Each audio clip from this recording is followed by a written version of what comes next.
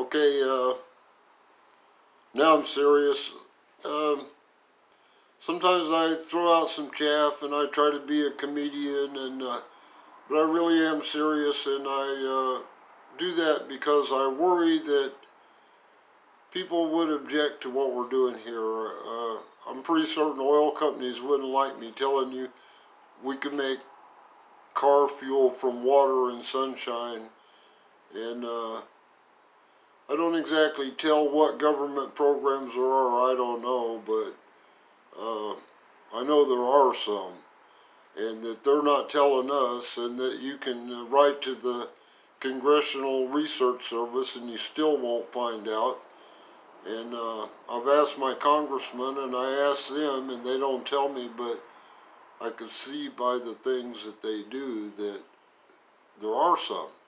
So, patents and stuff, and I've been licensed by NASA. What use do they have if they're not doing anything with it? So,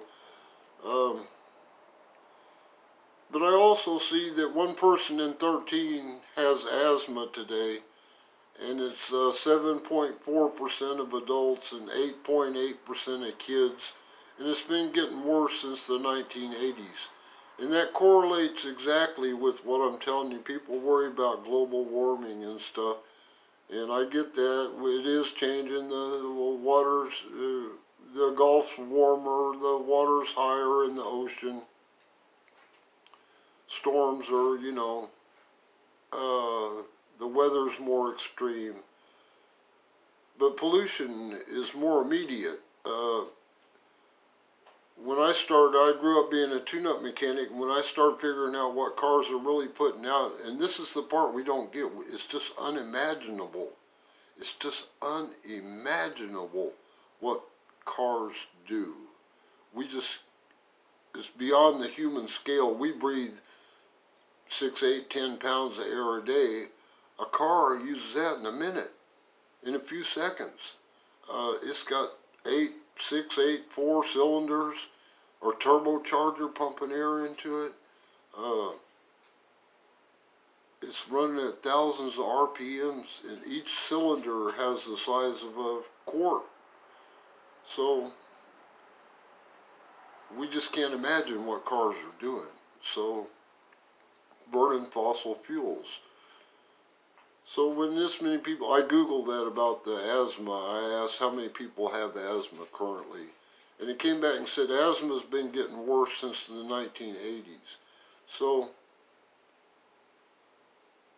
it's not contagious. Asthma is not contagious. It's something we're doing to the air. It's just not dawning on us. But I started asking around.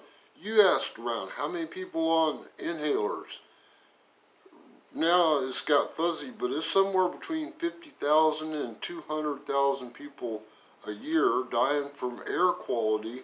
See, now we're having fires and we're having coronavirus, and it's got fuzzy where we don't know how many people that just air quality is an underlying condition.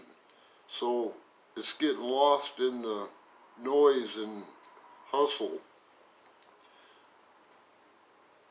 But if you do the math, like I explained to you in the last few videos there, we're poisoning the planet. It's going to get worse. It's just now starting to hit. This is like when it's a fire and you smell that first little hint of smoke. That's just you don't know how big the forest fire is, but you can smell a little bit of smoke. And that's just the hint we're getting. And we need to start doing something now. You should think about doing something. We need to do something. And I'm doing the best I can. I don't know. There's people that don't like it. But I can't help that. We need to do something. So I hope that I can succeed.